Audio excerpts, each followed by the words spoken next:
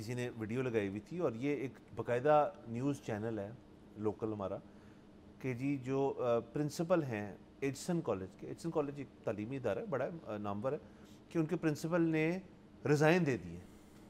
اچھا وہ بالکل انہوں نے ریزائن دی، یہ بات بالکل سچ ہے، لیکن انہوں نے ایجسن کالج کے پرنسپل ہونے سے ریزائن نہیں دیا. وہ کسی کمیٹی کے اوپر وہ تھے، ایز اے ممبر تھے، اور انہوں نے اپنے ہی لیٹر ہیڈ پہ بطور ایجسن کے پرنسپل اس پہ ریزائن دیا تھا کسی اور جگہ کا، کیونکہ جی workload whatever reasons بھی.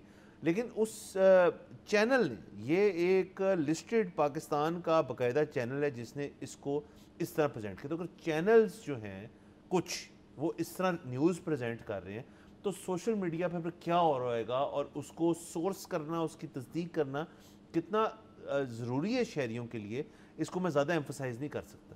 دیکھیے دوسرا ایک اور چیز بھی ہے نا کہ آپ نے وہ موسٹ پروبلی کلپ جو ہے وہ سوشل میڈیا پر ہی دیکھا ہوگا.